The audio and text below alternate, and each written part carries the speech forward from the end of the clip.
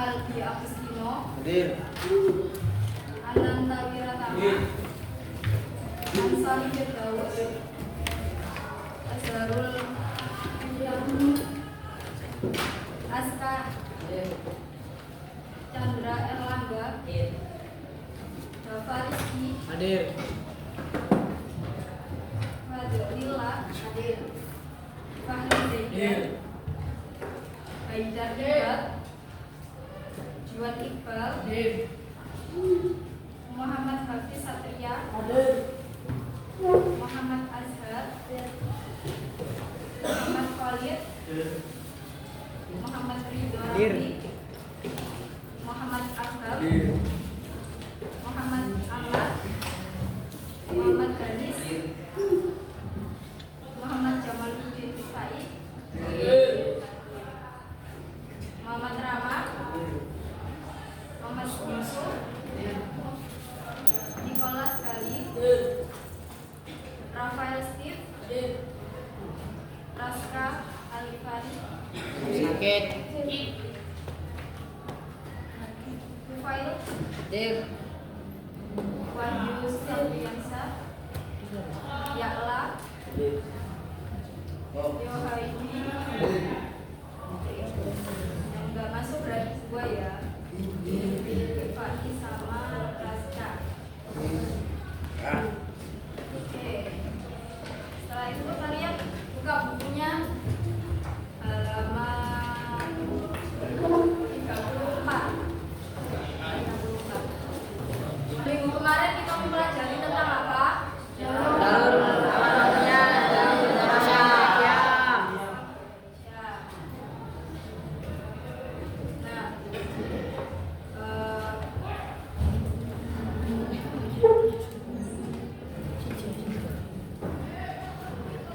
Ada yang tahu mengapa agama Islam diterima dengan baik di Indonesia? Ada yang tahu? Oke, saya tuliskan ya.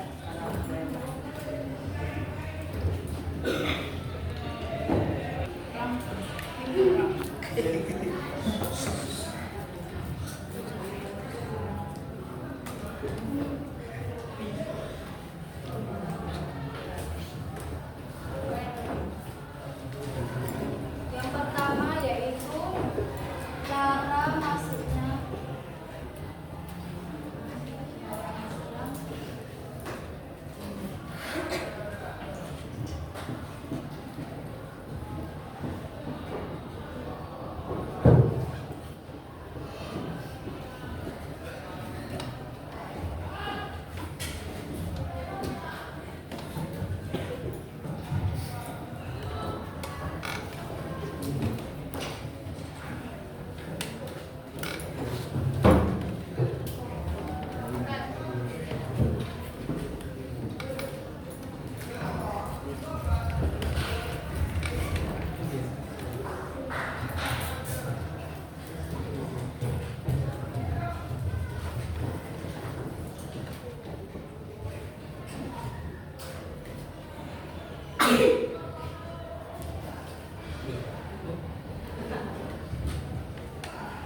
Agama Islam diterima dengan baik di Indonesia. Yang pertama itu karena cara masuknya agama Islam ini yang mudah. Itu dengan apa? Masuknya Islam itu dengan cara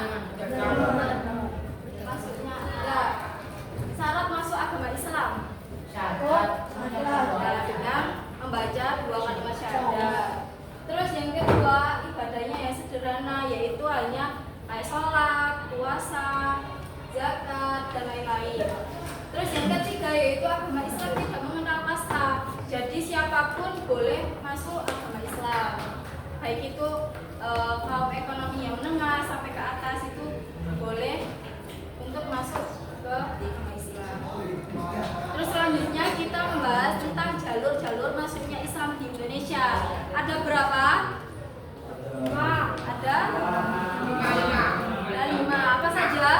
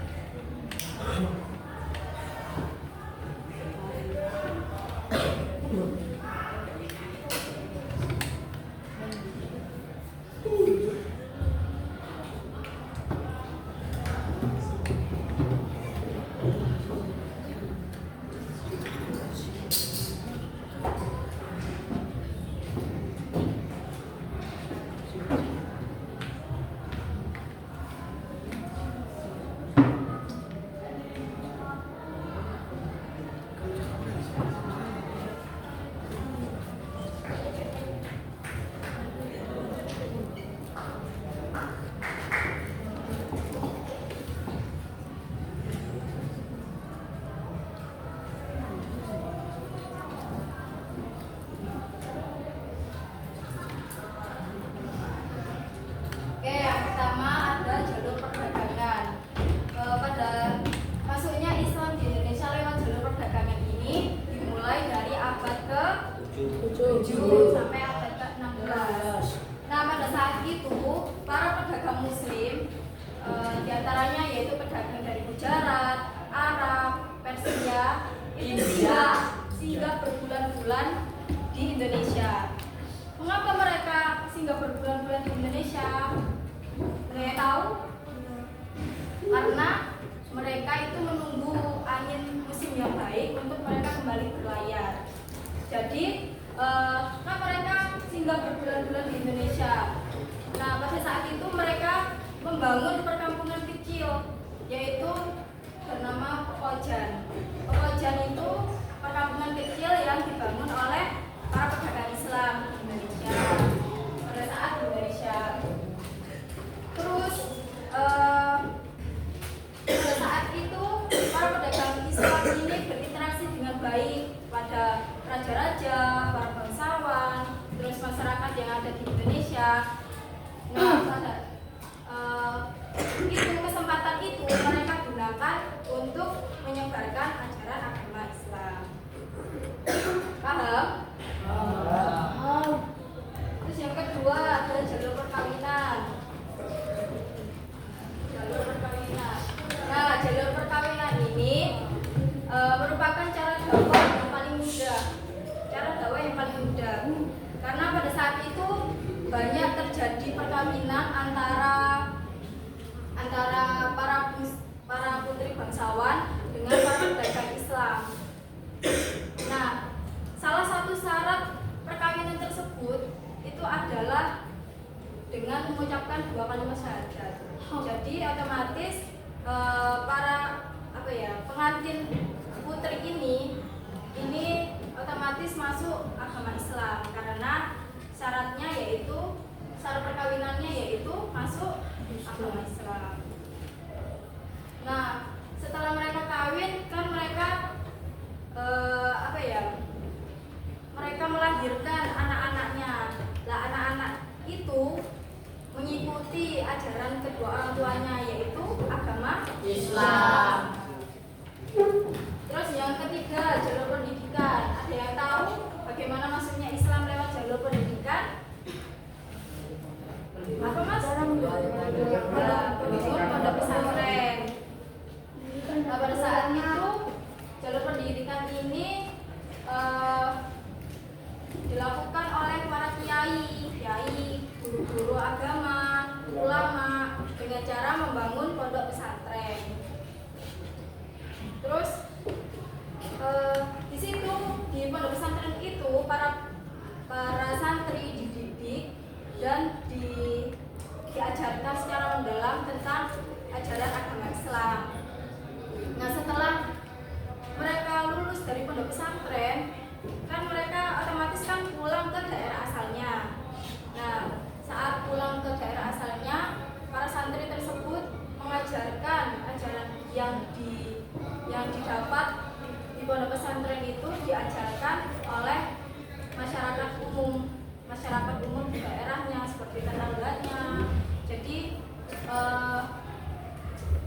para santri itu menyebarkan ajaran agama Islam di daerah asalnya.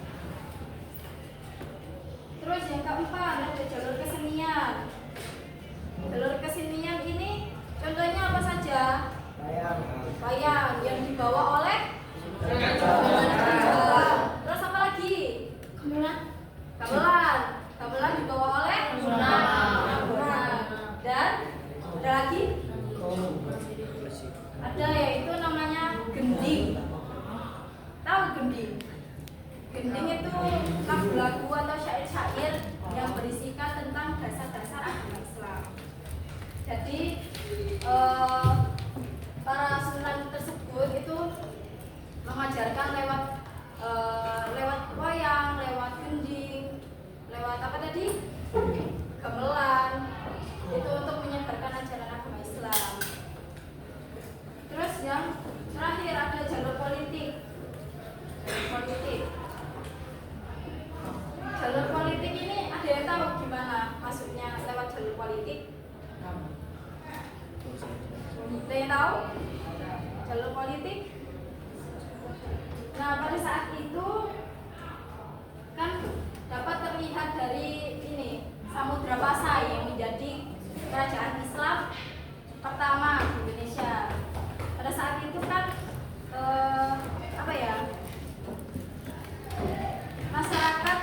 masyarakat setempat itu kan bergantung pada raja-rajanya. Jadi setelah raja-raja mereka memeluk agama Islam, mereka otomatis mengikuti jejak para rajanya.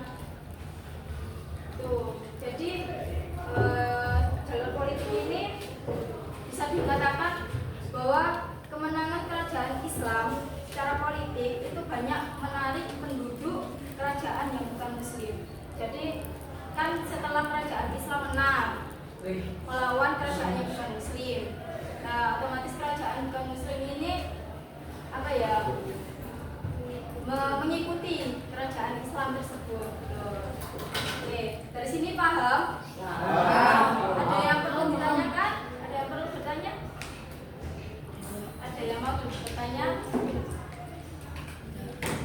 Gak ada. Berarti sudah paham semua ya?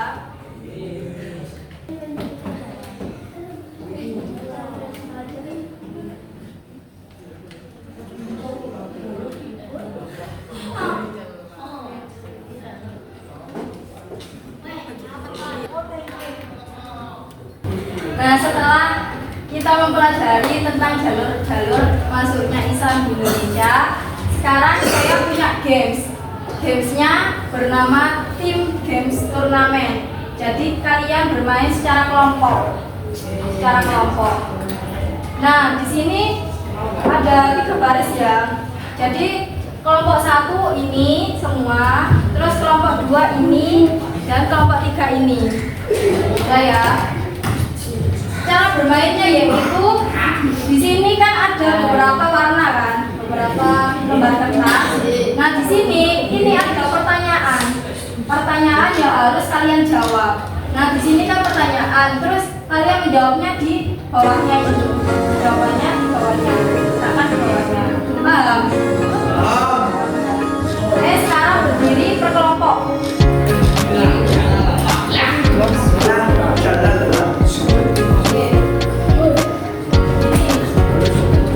Baris memanjang aja mas, baris memanjang aja. Keluar dari bawah. Satu,